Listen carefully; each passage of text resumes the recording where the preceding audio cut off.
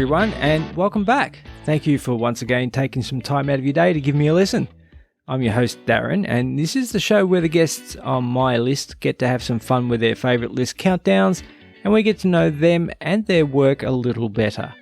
I hope everyone is well and that my Northern Hemisphere friends are enjoying the warmer weather. Very jealous. It was 1 degree here this morning and lots of ice on the car. Fortunately, I don't mind the cold, so all good. Now, obviously, I haven't been very consistent of late with content, so apologies for that first and foremost. I've taken a little time off to spend with the family. Now everything is getting back to normal, and I've also just been very slack. However, I have all I need to complete Season 2 and just have to get around to editing everything, which hopefully I can do now. Now, as I have all that off my chest, let's get to today's guest. Daniel Frankom was a super energetic guest and an interesting guy to talk to. He was also surprisingly introspective for someone his age. We obviously talked about his podcast and who he is as a person, but Daniel really understood the assignment. And when we counted down his top 10 list, which was movies that had an impact or changed the way he looked at the world, he left you in no doubt as to why each movie was so important to him. It was amazing to see what he took out of some of these movies that changed his perspective on how he saw the world. I really enjoyed the talk. Anyway, sit back, relax, and share in the thoughts, feelings, and emotions of Daniel Frankom.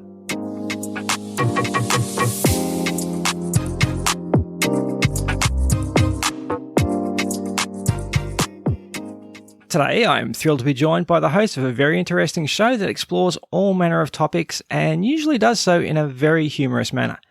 Daniel Frankom, aka Frankenstein, is the host of Thoughts, Feelings and Emotions, and each week he and his co-host deliver their unbound opinions onto the world, whether the world likes it or not. I'm happy to welcome him onto my personal guest list and thus onto my guest list pod. Hello. Daniel, how are you? A lot more credit than I deserve. Hey, look. Yeah. This is my first time ever being interviewed, so thank you for having me. Oh, really? It's an honor. I didn't realize that, so thank you very much for accepting. This is the very first collab I've done with another podcast. So first steps and first times for everything. Well, yes. I was just going to say... Oh, no, go on. Yeah, we're considering that. Why don't you tell us who you are? We'll get to your podcast in a sec, but just give us the Daniel Frankom backstory and on who you are and where you're from. Take it from there. So my name's Daniel, as stated before. I'm from the UK, so if you can't tell by the accent, because a lot of people think I'm American the first time they hear my voice. Okay. Because I grew up with a lot of American TV and stuff like that. And for some odd reason, people think, because I say a lot of American words, people think I sound American. So you haven't clearly spotted it, so that's good. I haven't started saying like American words yet, so that's the positive. But yeah, I'm from the UK, live in a small town outside of London, went to school, did all of that stuff, working full time. Very simple, bog standard life. Okay. I just went the even more bog standard route of doing a podcast. No, not everyone. As everyone seems to be doing now after lockdown. So, well, considering that, I'm very interested to see how many podcasts actually stick around now that everybody's getting back to their life. That's something that I think you might see a little bit of a increase in podcast fade. So yeah, well, mine was the opposite, because for my podcast, I originally started it in like 2019. And then, or 2018? Was it 20? No, it's 2019, because that's when Avengers Endgame came out. And that's why I started the podcast. So I could actually get my thoughts and everything out. Yes. And then I went on holiday in 2019 to Italy. And I just forgot to go back and do the podcast because my life got exponentially busier. And then COVID hit. And I was like, nah, I don't want to go back to being a podcaster because everyone's doing that. And then I just went, and my mate was like, hey, do you want to do a podcast? And I was like, well, I have one. And he was like, oh, wait, what? And so we just kicked it back up into high gear and haven't stopped since. So that mate obviously is Daniel Weller? Yep. Yeah, okay. He's busy at the moment. Okay. So couldn't be on the show, sadly. Maybe next time if we do another one. For sure, that'd be great. We could. I'm more than happy to talk about myself as much as needed. Oh, that's good then. He came on pretty early too, wasn't it? Like you had the first few episodes that you did were by yourself, and then he came on. Now that's always something I find really interesting, and it's hard to do a one-man show. Were you really thankful when he came on? I was kind of uncertain because he was a relatively newish friend. We'd been mates for ages, but we hadn't really ever like hung out properly. We met like because it was an online like video game friend from like the old school PlayStation 4 and PlayStation days. Okay. And so we interacted, but he lives like on the opposite side of England. Oh, okay. Yep. So it is all done over like Discord and Google Duo and Zoom whenever we like can have time. And we just kind of got chatting one day, and we just both decided that we wanted to do a podcast. And we were just like, well, I just suggested, well, look, I have one. So we've already got the platform. We've already got the stuff there. There's already some stuff, because you need to make, I think on most podcasting sites, you need to make at least 3 podcasts before they'll let you start doing it. Mm-hmm. That was what I found. So I was just like, well, I've already got the 3, so we don't need to do 3 new episodes. We could just carry on and reboot it a bit. And then we ended up rebooting it again because we originally started having like 2-hour-long episodes, because we tried to do the news and then a random topic sort of thing.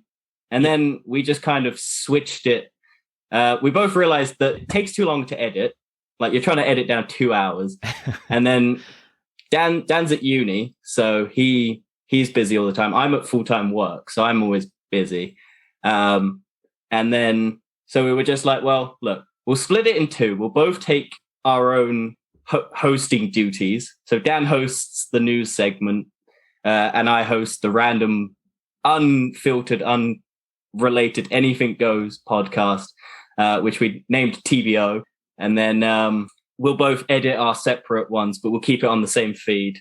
And then people can just we'll label them TFE and TBO, and people can listen to which ones they want to listen to. And if they want to listen to all, they can listen to all. And they don't have to go to another podcast channel to listen to it. It's all just there on the one thing. Yeah. I understand that completely. I do pretty much exactly the same thing, even though it's only me. I do review episodes and I do interview episodes. Yeah. But I do them all in the same feed because it's just easier. So I can understand that for sure. Yeah. Also, podcasting, people are surprisingly, there's a cost to it. Like, you have hosting rights. I did not realize that going in.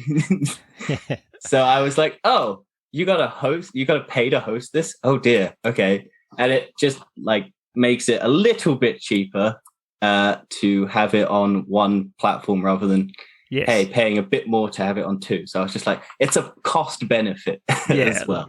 Exactly. I had thought if I was going to do another podcast that maybe I'd use Anchor or something like that just for that second podcast to avoid those fees. So, but then I thought, I'll just put it all on the one feed here with Podbean. So, so that's about it at the moment. So very good. Okay, and the extra segment, the TBO segment, that stands for the big one, yeah?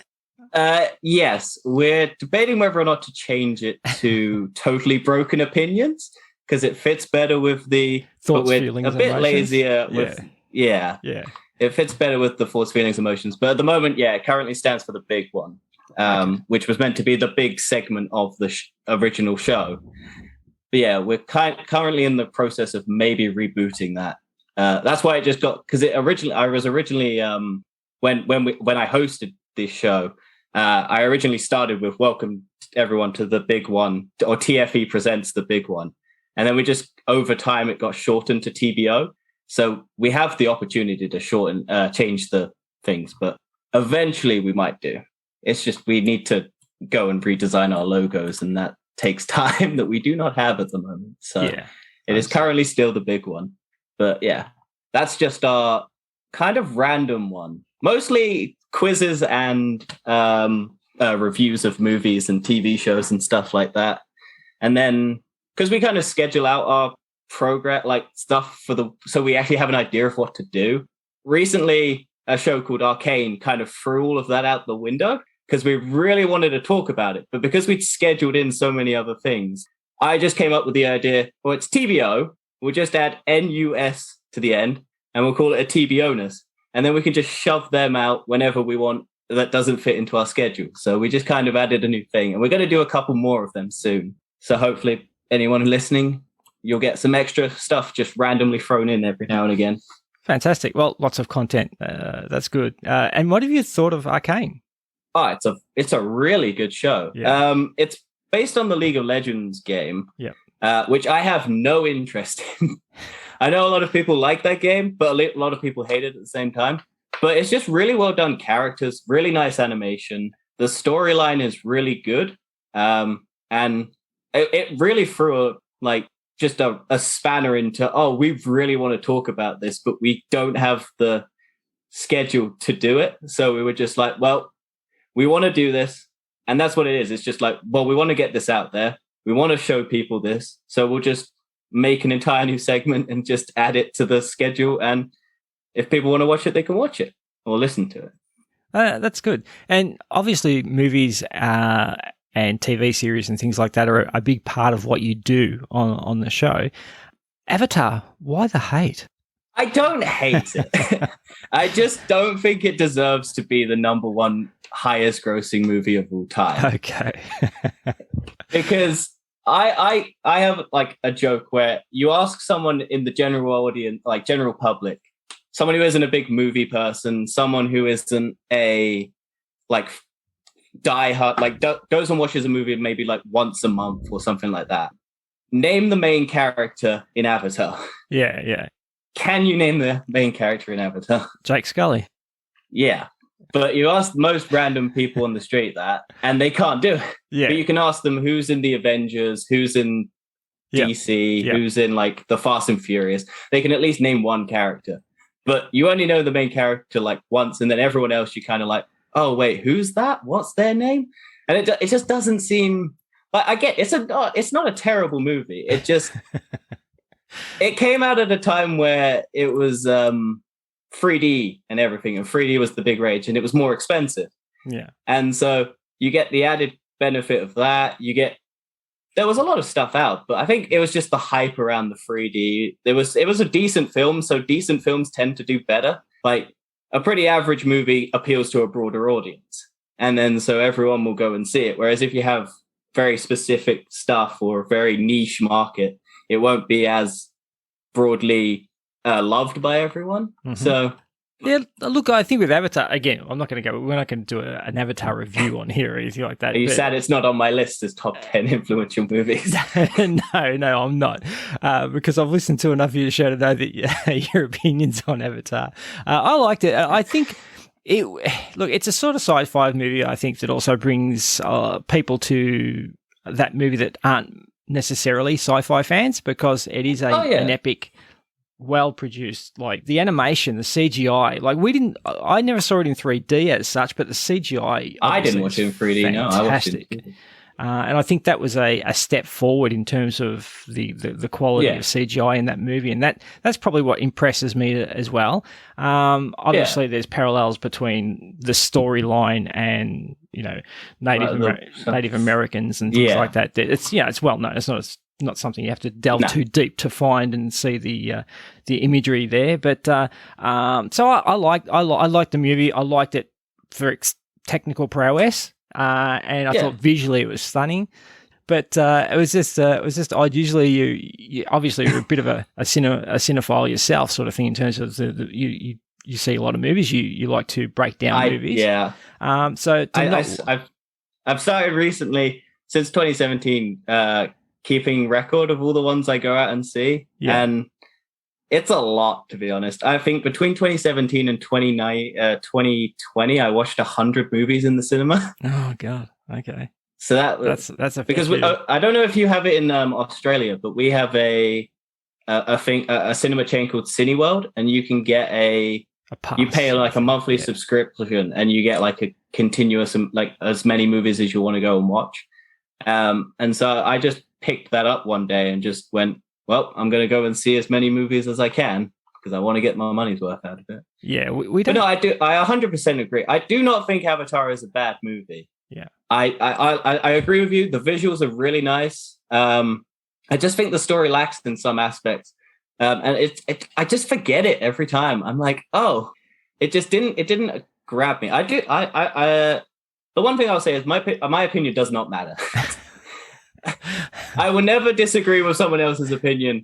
I just like poking the bear. Of course. It's always just a fun fit. It's always just fun to get, because if people are passionate about something, that's what I love. And if I can poke that out of them by just prodding them with the right little questions that make them go, no, I really love that. That's what I want to see. I want to see other people's passions, because my opinion does not matter. If you love something, by all means, love it. That's the best thing about movies and stuff is it. Like people, I've also got controversial opinions about like Batman v Superman, Alita Battle Angel, yes, The Last Jedi, The Rise of Skywalker. I can give controversial opinions all day long, but the one thing that differentiates a lot of people is that people get mad when your opinion is different from someone else. Yeah. And I don't care if someone else's opinion is different from mine, because that's all it is it's an opinion. Yes, of course. You can love it and you can hate it, but at the end of the day, it's your opinion and it matters to you. And whatever anyone else says, who cares? Yeah. Like I love stupid movies all the more, and I love really high art, classy films, and I love like dumb movies with The Rock in them, even though I'm not a big fan of The Rock, but I like Ryan Reynolds and he's in a lot of them. So. Yes, he seems to be. Yeah, for sure. Ryan Reynolds is really funny. Look, like you say, opinions are like bumholes. Everyone's got one. So, and it's whether or not you want to stick your nose into it and get rid. Okay. Imagery. Up in the nitty gritty of it is whether or not. Look, and you want to start. I take sometimes with my especially my elder son, who's he's 20, he's turning 21 this year, and he's really into movies and things like that. And I'll take a contrary stand just because I know it's going to elicit a response from him. And he can be quite passionate about stuff. So, and then halfway through, I'll just start laughing, or I'll have a smirk on my face, and he'll know that I've just done it to annoy him. So, but it's when you say like. There's a couple of movies that come to mind. Pulp Fiction was one where it was so hyped by the time I got to see it that I watched the movie and went, eh. And every time since I had that then, with Jurassic Park. Oh, okay. Yeah. That was pretty well hyped as well. I'm 23 and I'm turning 24 this year. And a lot of the movies from like the 90s and the 80s that a lot of people have grown up with and love to discuss, these like pinnacles of cinema. I have watched them after they have been ruined every plot point by the internet. Yeah, internet and trailers and and I can go and watch them, but I don't get the same first time, first hit, first sort of love. And it's the first, like some of the movies on here I watched without any of the hype, but are still like really like well-known, loved movies like Lord of the Rings and stuff like that. And I didn't watch them with any, because I watched them young. I watched them at like 10, 12 maybe. And at that age is the perfect age to get people to watch those sorts of movies because they'll stick with them. Definitely. But if you watch them when you're 20 or 23 and you've had the internet and you've like looked on memes and every bloody plot point has been dissected shared, and I can appreciate them. I understand, like, these are the movies that benchmark all the new movies that I go and watch. And I can, like, clearly see the influences of current day movies and with the old day movies that influence them. And I generally do not mind that my like people, like, it's like Star Wars. Okay, Star Wars is the biggest, easiest thing to compare it to because you have 3 different generations of people who grew up with Star Wars. You have the original people, you have the prequels, and then you have the current ones. Yep. So people who love the originals are people who watched them when they came out. And then you have all of the people who hate the prequels, and then you have all of the kids who grew up with the prequels, myself, who love them, because that's your childhood. Of course. That is the defining moment of Star Wars for you. That's the point. And then these new ones, people might not love them, but these are going to be some kids' childhood. Yeah, definitely. These movies are going to be the ones that define those kids and make them go back and watch the other ones, and then they'll be the ones who are in 20 years' time defending them from trolls on the internet. It's like a movie is defined by when, like, it's the first time you view it, and it's the first impact of what it holds in your heart. It's like, hey, look, this is the moment. This is what gets you into going. Like a new movie that has influences from an old movie might make you go back and watch that old movie, and then you might discover that you love that old movie. Blade Runner. Yeah, perfect. That's a perfect example, I think, because Blade Runner is loved and exalted by people that watched it back then, and 2049 I think was a fantastic movie. And if I just saw 2049 and someone said, oh, look, that's based on there's a previous movie, I'd want to go back and watch that movie. I may not like the first movie, it's a generational thing as much. And I think, when you look back on that movie in particular, it's a generational thing. Going back to watch that for the first time, you might not get the same impact that everybody did when they first watched it, because that was a groundbreaking movie. Yeah.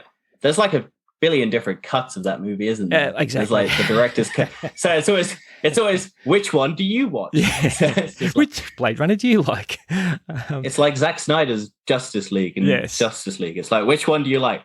I actually honestly prefer the Joss Whedon cut, because Zack Snyder's one it's good. It's better in terms of like actually fleshing out characters, but it's too long. Yeah, it's really 4 hours, and it drags, and it doesn't need to be 4 hours. If they cut it to like 3 hours, I would have loved that movie. It would have probably been a lot better. But it's the fact that it's 4 hours and it has a weird epilogue at the end where they have Joker and Batman, and the Joker goes and asks for a reach around or gives Batman a reach around.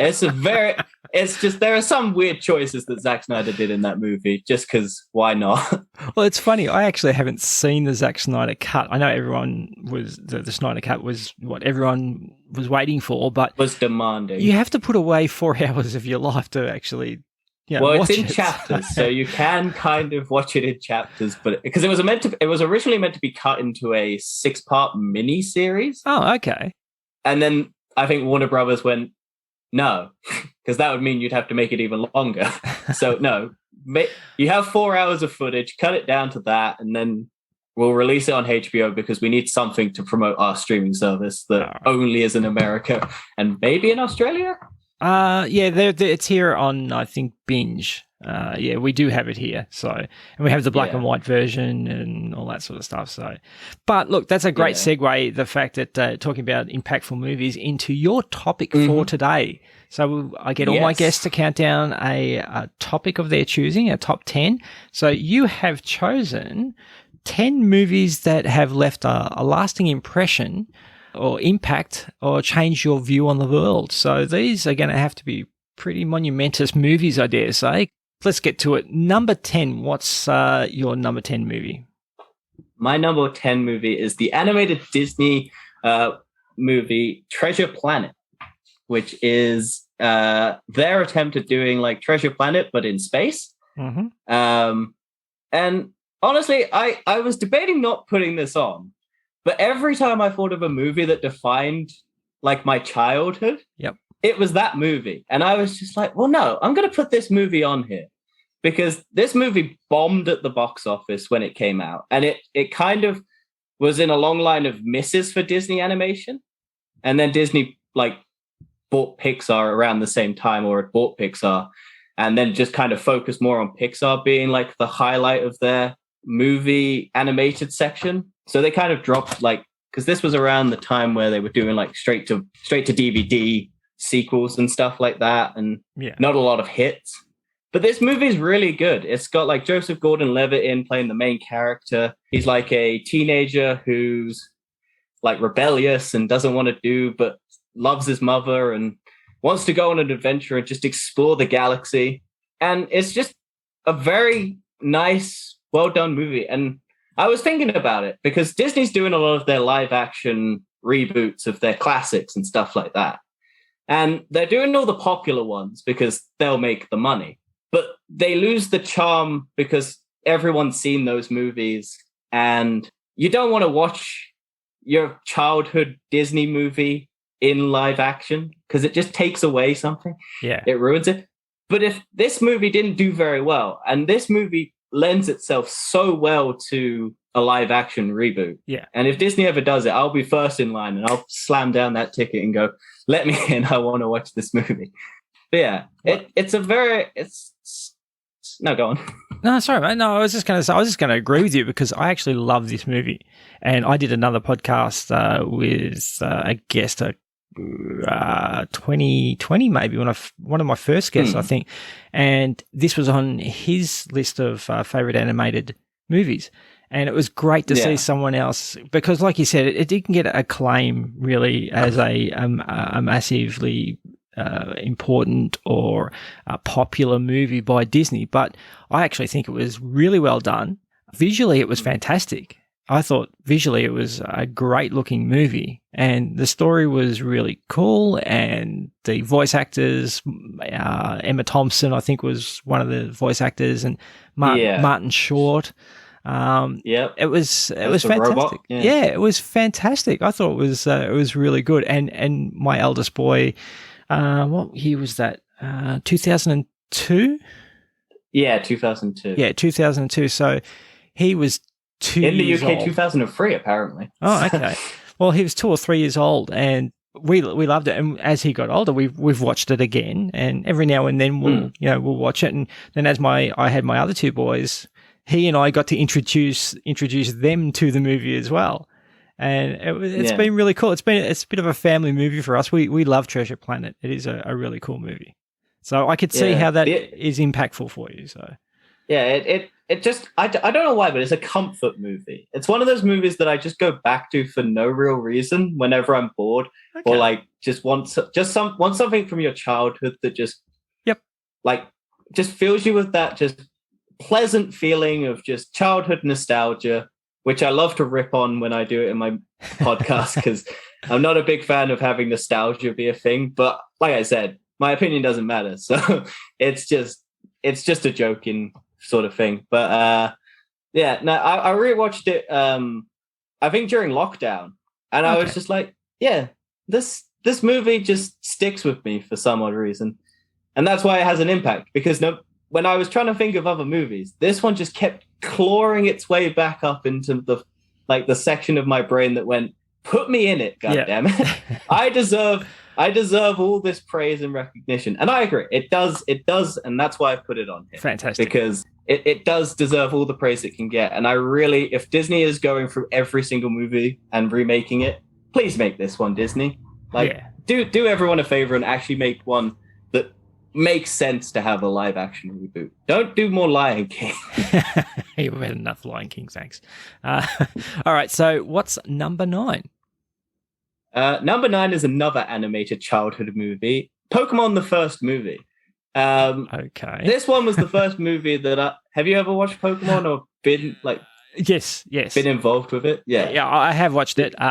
Originally, because I'm not that into Pokemon, but neither am I. This was I'm not a big fan of the games, and I don't have like a Nintendo console and stuff like that. I played like the original Game Boy versions and stuff like that, but I haven't got like Nintendo stuff to play it on. I like the look of the new one, but that's about the most. I watched the anime up to like Diamond and Pearl, and then I haven't watched anything because my childhood was just, like, I dropped off. But yeah, go on. No, I was just going to say, this one actually intrigued me as to why it was on here in terms of being a movie that changed your life or was, changed your view on things or was impactful. So I am really interested to find out why this is on there. Okay, so in the movie, the main antagonist is Mewtwo. And the whole point of the movie is that Mewtwo is a clone of an original god Pokemon, and so he resents humans for creating him because they just wanted him to be a fighting machine and go around killing everything, or not killing anything in the Pokemon world because it's a child-friendly show. just just making them faint, that's okay. Yeah. But so the quote that stuck with me and has changed my viewpoint on a lot of things is at the end of the movie, Ash sacrifices himself and gets in between the two Pokemon because everyone's fighting. All the clones are fighting the clones of them, and then it basically Ash gets turned to stone. And one of the reasons is that's the first movie I ever cried at. Because, yeah, as a child, that's the first memory of me ever crying at a movie is when Ash gets turned to stone, and then you see all the other Pokemon cry, and their tears then bring him back. And then the quote that Mewtwo says is, "I see now that the circumstances of one's birth are irrelevant. It's what you do with the gift of life that determines who you are." And that quote is just changed how I saw everyone else. Okay. Because it doesn't matter if you're like gay, straight, bi, like black, white, Asian, anything like that. It's what you do. If you do good things, that's all that matters in life. Yes. Like, it doesn't matter who you are, what you do. And it came from a children's movie about monsters that fight. And I was just like, how has no one ever had a quote that good to just define how you should view people? Yes. Yeah. It's just that quote always stuck with me as just something that has always just defined what I view in someone. It's not what the circumstances of your birth, whether you're poor or anything like rich. Yep. It's just, if you're a nice person, that's all that matters. If you're an asshole, you're an asshole and no one needs to interact with you. Yep. But if you're nice, the purest form of your soul, that's what matters as a human being. That's why we do good, because we want to do good. It doesn't matter where you come from. You're just good and you do good. And that's why it's on my list, because it just, that quote is just really well. Also, the animation, because Netflix redid it recently with like more like a different animation style. And it loses its impact when you change the animation style for some odd reason. And the music in that movie is very impactful. Yeah. I must admit, I remember seeing the movie. I probably didn't take away as much of it as you did. And that is perfect. That's two things. Like, I looked at the movie and went, what is he going to take away from this that really influenced him so much? But obviously there's two massive things there. One, the quote about, being judged on your actions and your character and not just where you were born or who you were born or how you came into the world and what skin color you've got and things like that. But the other thing is, I remember the first movie I cried at, which was Charlotte's Web. I was at the drive-ins with my grandparents, and when Charlotte died at the end, I was in my dressing gown and my pajamas in the car, watching it in a drive-in, and I was I cried when she died, and I still remember that a long time on from then. Sorry. So you've got two things in that movie that make it really special for you, and yeah, that's great. That's fantastic. If you want to know the other special, it came out in Japan, I think 20 days after I was born. Oh, really? Okay. Because it came out in 1998 in July, and I'm born in July, and it came out in 1998, and I was born in July 1998. So I'm basically just like 10 days older than this movie. That was a fun thing I found out when I was researching this, because I was like, oh, fuck, that movie came out when I was basically born. so maybe it forever tied me. Maybe my circumstances of one's birth didn't matter. It was what I did with the gift of life. How old were you when you saw it? I think I was probably around 6 or 7. Okay. Because we got it in the UK in 2000. And I watched it on VHS, like videotapes.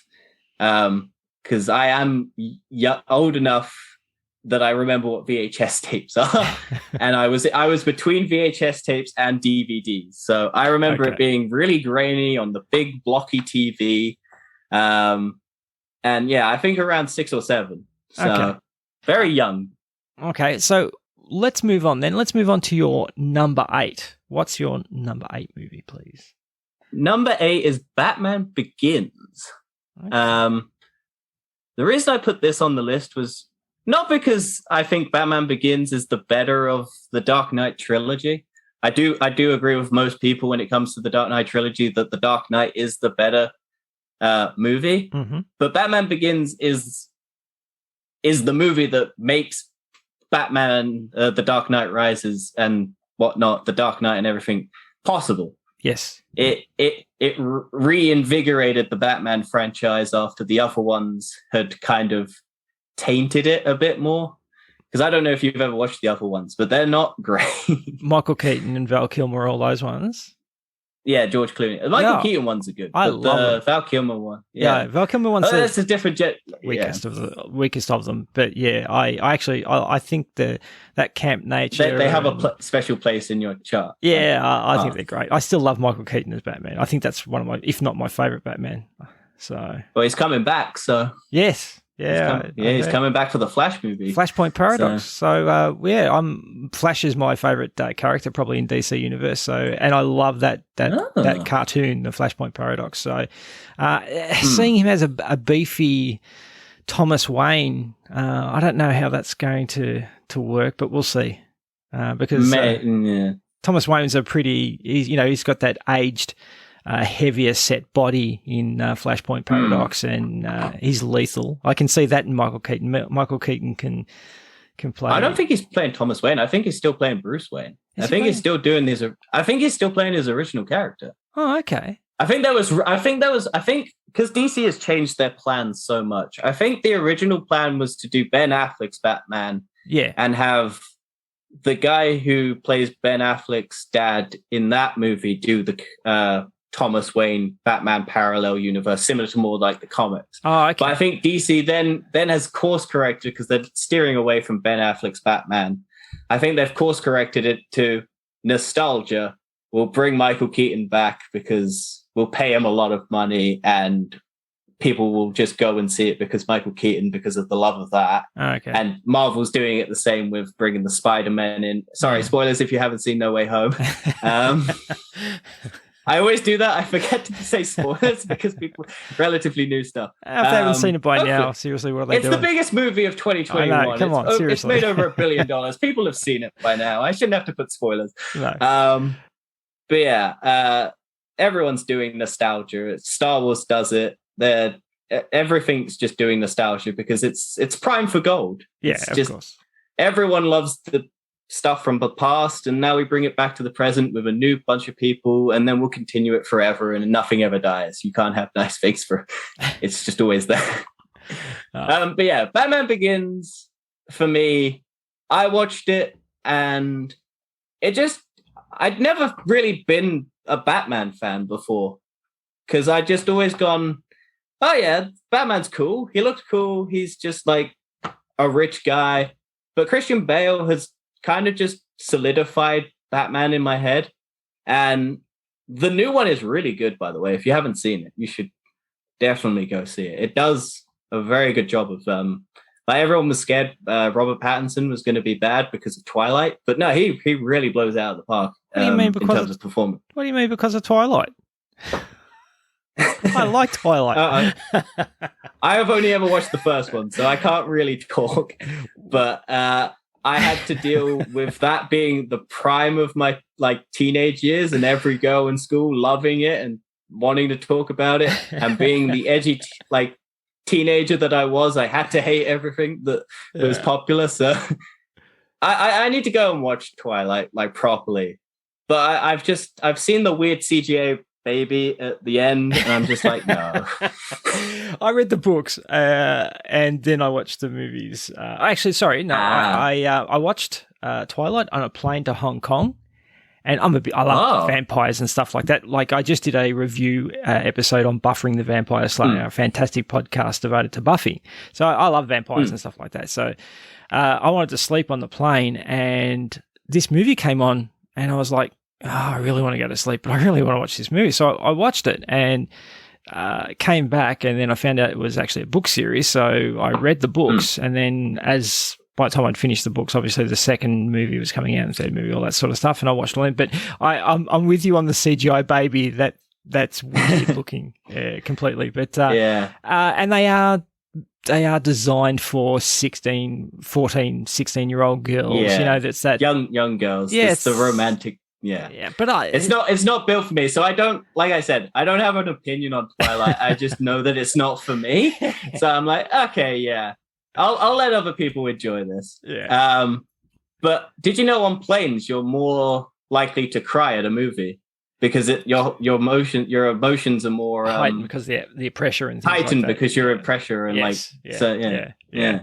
Now look, so maybe that's why you loved it. it could have been, but I've watched it a lot of times since. But Batman Begins, look, I agree with you. It's a great movie. Why was it? Is it because it solidified Batman for you as a character that it solidified? Because it solidified a character that has, because I like the, because when we get to my number one, I'll go more into it. But I'm a big person who loves business and the inner workings of businesses and the like how businesses operate, how they work, and this is one of those movies that it's a rich guy who then goes and does crime fighting. How cool is that? His only power is he's rich. Yeah. He uses all his resources to go and change the world for better. And I like that idea because, again, I'm more of a person who, I like the superheroes who have the powers of birth and they can do it. But I love a self-made hero who does it out of their own like moral compass. Yeah. And Batman in Batman Begins does it because it's like it's a good character and a good way to do it. And this was the movie that solidified Batman in that place where, yeah, this is how you do Batman and this is how you solidify him across all these movies. And you then get The Dark Knight. You get The Dark Knight Rises. You then get Ben Affleck's attempt at doing Batman, which I kind of like, but in those movies, he's not good. Yeah, it's good. It's a good take. He's the best part of those movies. Don't get me wrong. And Gal Gadot. But it's just the approach to how they did the character that annoyed me. Because it's like he in those movies at least, because he doesn't really do anything except like he's kind of an idiot because he has this big plan to take down Superman, but all it is stick a stick in the ground with a glowing rock on it and then fire some gas canisters into his face and then punch him a lot. Yeah. There's not really any like plan. And also the whole fight is constructed by Lex Luthor, who just kidnaps Superman's mum, and Superman's a Superman, so he could go find his mum without the help of Batman. And then Superman just goes up to Batman and intimidatingly goes and doesn't say a word, just starts walking towards him, even though he knows Batman hates him. And it's just all the character like motivation doesn't work in that movie. Okay. But like these movies are there's flaws. I'm sure people have found flaws in these movies, but like for the Batman trilogy, this was the one that worked the best.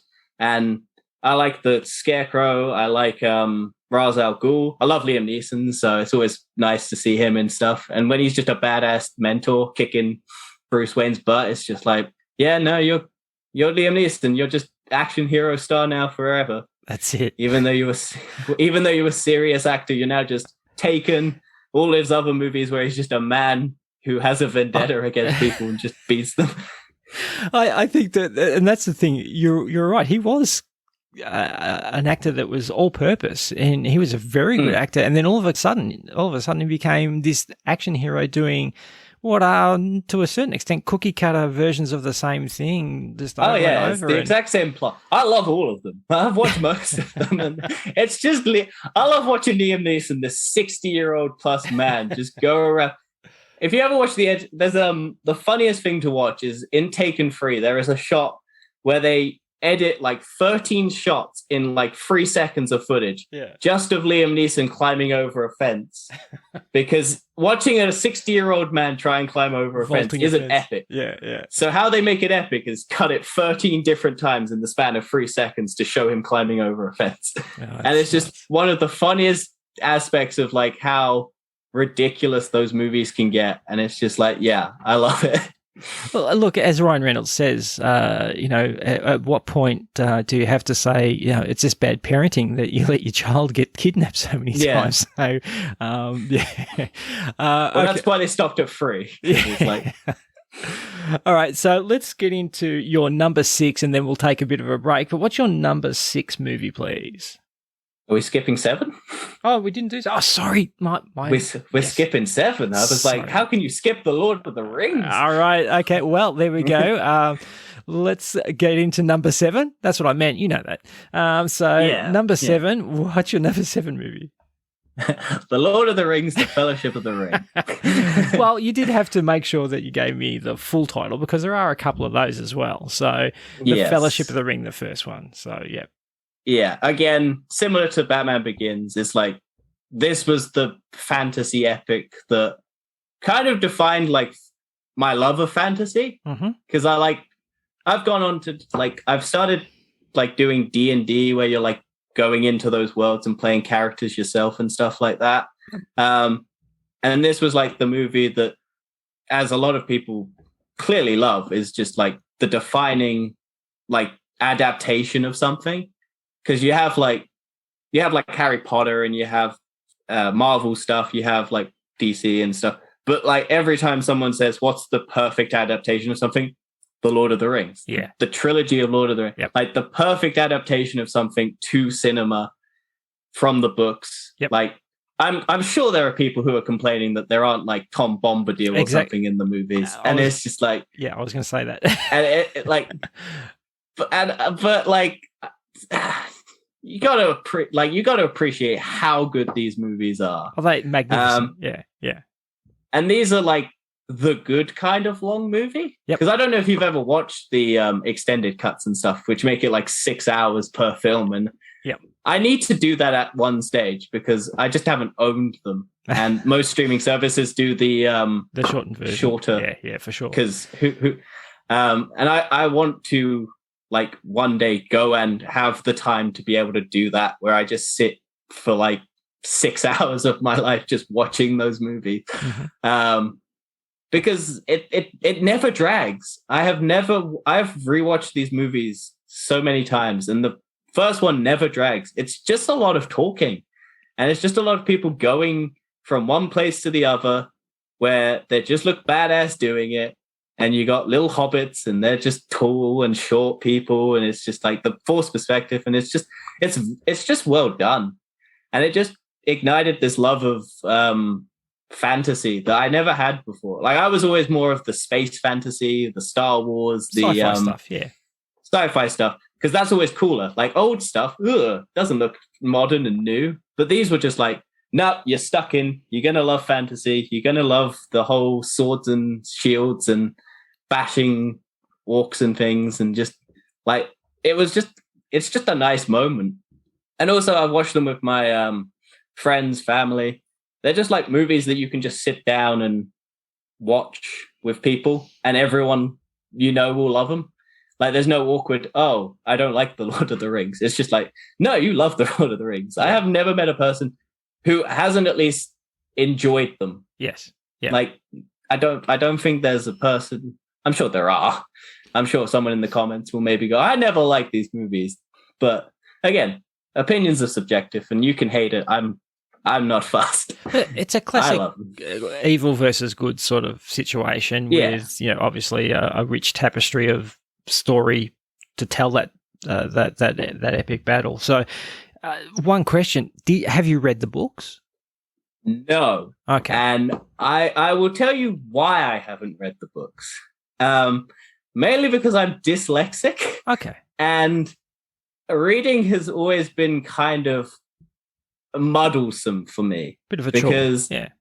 it never I can't read the words, and when it's fantasy stuff and you have made up words and it's all gibbledy jubbly boop, and it's just like, I'm like, how the hell do I pronounce this word in my head? And my head is already trying to pronounce a word that doesn't make any sense, but it's in English and it's written normally. Yeah. So if I ever did it, I would probably go audiobook, and I just need to reignite my Audible subscription and stuff like that to like get the books and audio. And then like it is something on my bucket list to do, is to listen to the or maybe even attempt to learn and get better at reading. But I will. I'm guessing you have. I read The Hobbit when I was very young, and then after that I read Lord of the Rings when I think I was just going into high school. I might have even been the last year of primary school here. I started them, and obviously they were fairly long, so I did finish them when I was in early high school. And that's why I asked, because you were talking about adaptations, and I'd have to wholeheartedly agree. Peter Jackson did an amazing job. From the costumes to the, the story, the dialogue, the sound actors, design. the sound design, everything. And obviously, you look at the vistas of New Zealand, and they fit perfectly with all the different parts of the story. They were able to find spots that were just perfect. And for me, it's the most complete adaptation of such an epic story as well. It's. What do you think of The Hobbit? Can I ask? I thought it was okay. Because I really struggled with The Hobbit. I don't like it as much as Lord of the Rings. Put it that way. In terms of an adaptation, I love the book. The book was, that for me was one of the books that I probably, from The Hobbit.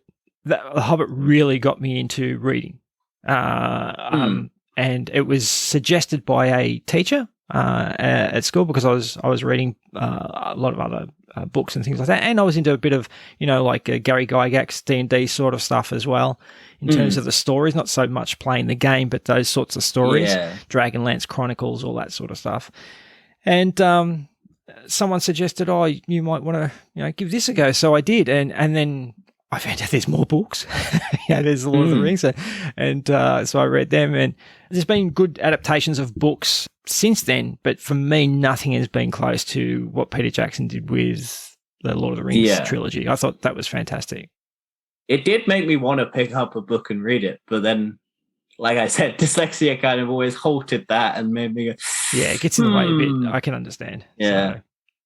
All right, fantastic. I will probably, maybe after this, finally purchase the audiobooks and listen to them whilst I'm at work, because I'm allowed. Like, I always normally listen to podcasts, but I might try and listen to the Lord of the Rings and actually get into them, because I do want to indulge myself in that world even more. Yeah, because it is such a rich tapestry. I watched the movie Tolkien, which is like the author actually trying to start it up and write it up, and like how he formed it with the other famous writers and everything, and how he formed like a little club. Yes. And that was a really good movie. I didn't know much about Tolkien before that, but I enjoyed that movie. You probably know more about it, because I haven't actually seen that movie.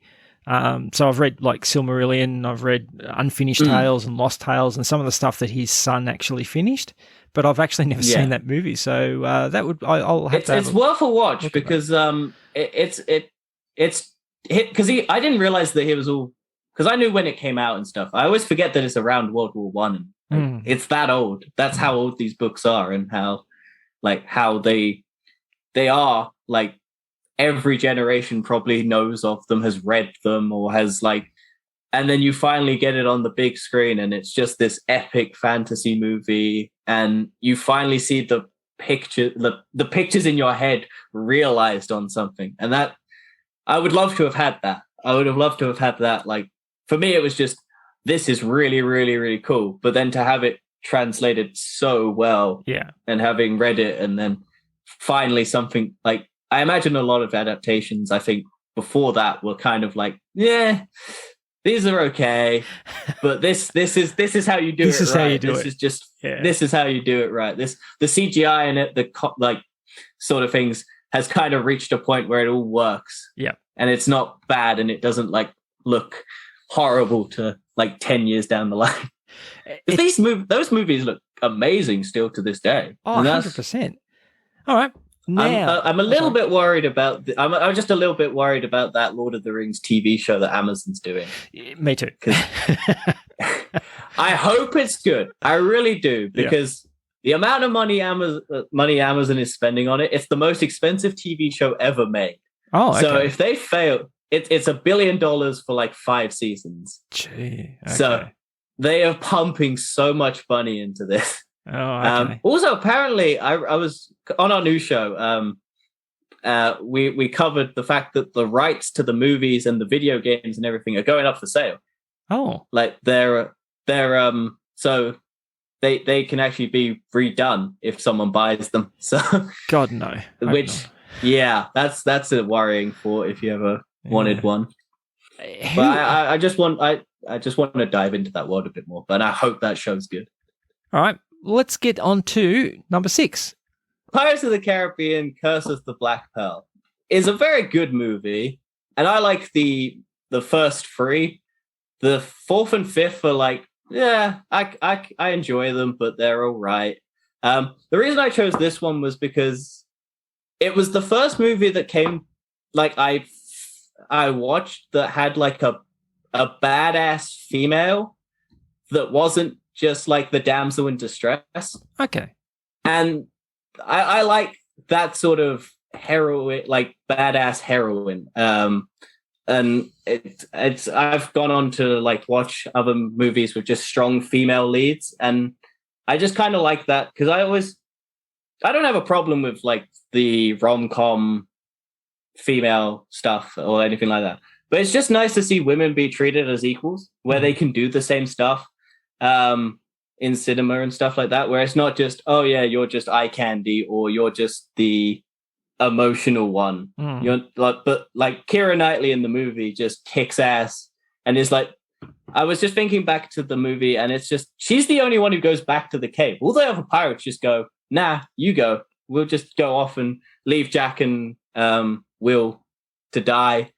But she goes back and tries to save them. She's like really badass, and I'm just like, yeah, this just is a strong female-led character, and it's done right. And it's just like the first one that I saw, and this was why I was like, okay, because I did watch Pirates of the Caribbean before I watched The Lord of the Rings. So, have you seen it? If you're wondering why, yeah, that's why I said it's the first, because I did watch Pirates of the Caribbean before I watched Lord of the Rings. Okay, I know there are strong female cool characters in Lord of the Rings. Don't hate me, please. Oh no, I wasn't going to say that. I was actually going to say, have you seen Aliens or Alien? No, I have not actually ever seen Alien. I haven't seen Alien. No, there are so many movies that people go, oh my God, you haven't seen that, but you love movies. And I didn't watch the first Terminator until last year. Okay. So I miss a lot of the 90s, 80s stuff, because like I was saying before, a lot of it's been spoiled for me. So okay. I know what happens in Aliens. I know what happens in Terminator 2. I know what happens in, like, I need to, and also I'm gonna watch them because they're all now on Disney Plus. So I will be watching them at some stage. I'll be watching like the Rambos and the not a strong Predator. Yeah, not a strong female lead like, in either of those ones. Yeah. I don't know. No strong female lead there. No, they're the very early on masculine. Just everyone's super roided up, and we're just gonna shoot guns and not have emotions. We're gonna just and that I like that. I like that for a fun thing, but I do like some depth to a character that isn't just guns and muscles and everything like that. Because I could never achieve those standards. I'm just like, ugh. I'm a skinny white boy from the UK. I'm like, never gonna. You should watch Alien. Apart from the fact that I will. It's a great movie. If you like to see a strong female lead, that's the epitome of it, I think. Yeah. Because she always pops up in the like top female lead movies and stuff like that. I do generally need to watch it. It is one of the biggest flaws I have when I have credit for like watching movies. It's like, you haven't watched this movie? Yeah, I'm the worst. I do apologize for never having watched it. It was just never available anywhere when I wanted to watch it, because like I watched most of the stuff from like streaming platforms and everything like that, or when I had DVDs and stuff. But it's only what your parents get you. Yeah, of course. Yeah. And I wasn't allowed to watch like, it's like it's an R rate. It's like high up on the scale of like adult, isn't it? There's a lot of violence. It's like 15 or something, and I wasn't really allowed to watch those sorts of things as a kid. My parents were kind of strict, but then they gave up on video games, which is always a weird thing. Yeah, it's like, you can't watch this movie that's adult, but you can play this video game that you have more interaction with, and you can shoot people. Okay. Well, it's funny with Alien, the original. There is a little bit of gruesome sort of horror violence, but that movie is more about the fact of what you don't see. I think makes that movie so epic and remarkable. Oh, I do think it looks I do think it looks incredible from what like the clips I've seen and Yeah. the way the aliens like the way the alien works and everything like that. Yeah. I think that was a lot of practical effects as well. So. It was, yeah. And Aliens... I do love that. Sorry, I was just going to say, sequel? yeah, the sequel, Aliens, it's one of my top movies. I love, Bill Paxton in that. There's some very quotable lines from him in there. And as more of an action movie, that's probably what brings a lot of other people to the franchise with that movie. But the original one, it's just for me, it was, and not just me, I think it's everybody that watches that movie. It's the suspense that's actually built in that movie that makes the movie what it is. And it was a little groundbreaking at the time in terms of, again, the effects. So not too Industrial Light and Magic type of groundbreaking, but it was still pretty good. But yeah, I will, because I was just checking. They are on Disney Plus, and they're 16 plus for Alien and 18 plus for Aliens. Oh, so yeah, I was okay. That's UK standard. So I don't know what it would be in Australia, but yeah, it's weird. Apparently, Aliens of the Deep is 0 plus. So I don't know how that works, but that's just a completely different thing. But yeah, they are now on Disney, so I will now 100% watch them, because I paid for Disney Plus and I need to get my money's worth somehow. And if I'm watching a good film, that's always good money value. Fantastic. So, all right. Yeah. So strong female lead. That's what came down to with Caribbean, Pirates of the Caribbean, Curse of the Black Pearl. So fantastic. Let's take a break. Give you a chance to get a drink, and we'll come back and we'll talk about you a little bit more. And that's it for another week. I hope you enjoyed the first part of my chat with Daniel Frankom. He's a really interesting guy, and as you can see from his countdown, he gave this topic a lot of thought before he came onto the show, which I really appreciate. If you'd like to listen in for the second part of my chat with Daniel and the conclusion to the countdown of his topic list, then join me next week as we also delve a little deeper into his personality and find out, amongst other things, what keeps him up at night. Otherwise, I normally say I'll chat at you again next week, but with my release schedule of late, maybe it's just better if I say I'll chat at you again next episode.